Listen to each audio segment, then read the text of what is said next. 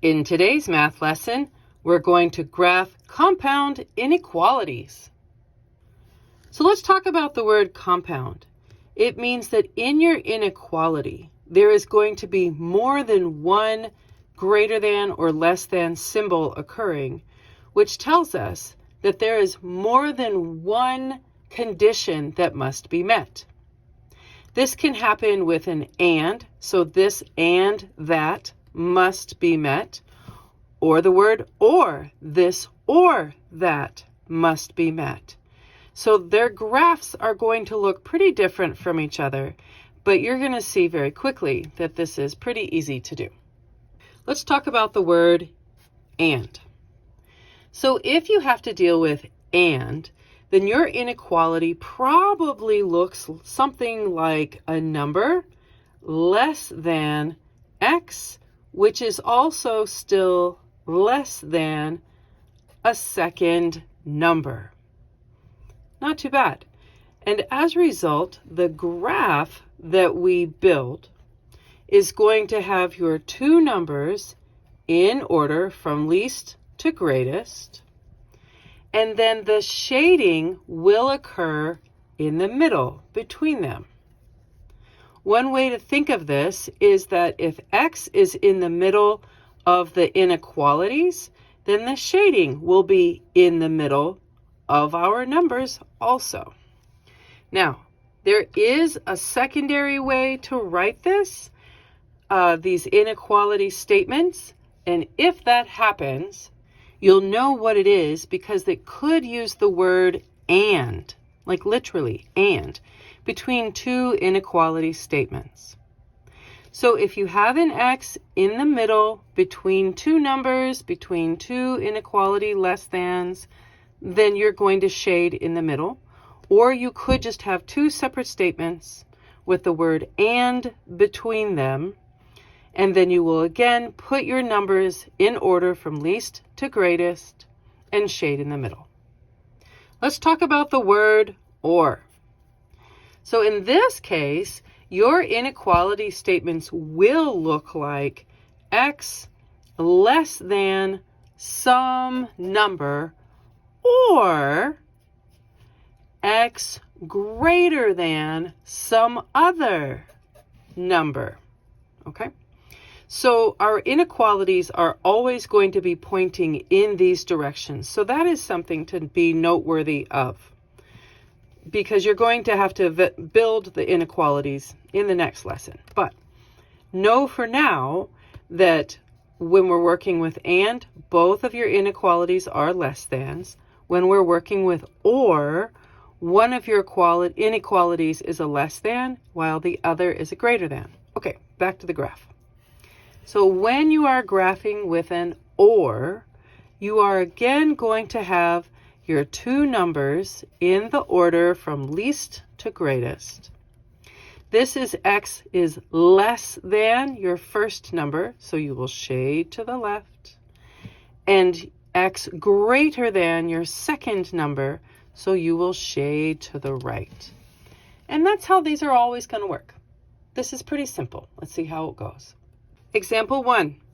Graph the compound inequality where -6 is less than or equal to x, which is less than -5. We see from the introduction that when x is in the middle between two inequalities, between two numbers, that we are going to be using an and statement and thus shading in the middle. So let's do that on our number line now. We know that we have a point of interest that is -6. We have a second point of interest that is -5. So we write them in order from least to greatest.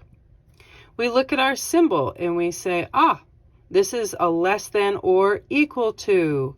It gets a closed solid dot. We say our -5, that is just a less than. It has an open dot. And then we shade in the middle. And literally, that's it. Because -6 is less than or equal to x, and x is less than -5. So there you go. Example 2. Graph the compound inequality where 4 is less than x, which is less than 6. All right, so x is in the middle between a 4 and a 6. It is also between two less thans. Therefore, we already know that we're going to shade in the middle. Okay, let's place our numbers. So we put them on the number line from least to greatest. Let's look at our inequality symbols. 4 is less than x. And since it is only less than, we know this is an open dot. And x is less than 6. So again, we know that the 6 also has an open dot. So therefore, we are going to now shade in the middle because we are using the and qualities of compound inequalities. And there you go. Example 3, we're going to graph the compound inequality where x is greater than 0 and x is less than or equal to 7. We stated in the introduction that and inequalities could come in two forms, and this is an example of the second form. So I kept our example 2 visible as we work through example 3, just to beg the point that example 2 is 4 is less than x and x is less than 6, while here in example 3 it is written differently but still follows the same guidelines of x is greater than 0 and x is less than or equal to 7. So being that these are both and, we know that we are going to shade in the middle. Okay, let's put our points of interest on our number line. We put them in order from least to greatest. We see here that x is greater than 0, just greater, so it is an open dot. We see that x is less than or equal to 7, so 7 has a closed solid dot. And then due to the and qualities, we are going to shade in the middle. And there you go. Example 4, we're going to graph the compound inequality of x less than or equal to 8 or x greater than 10. We said in the introduction that whenever you have an or in the middle of your statement, that we are going to end up shading on the outsides. So we're going to shade on the left and the right instead of in the middle. The in the middle section is reserved for the and we just have the or. So let's place our numbers of interest on the number line in order from least to greatest. We have x is less than or equal.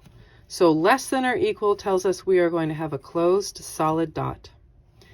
And x is greater than 10. So at 10, we're going to have an open dot. Since x is less than 8, we know we have to move all the way to the left from the 8.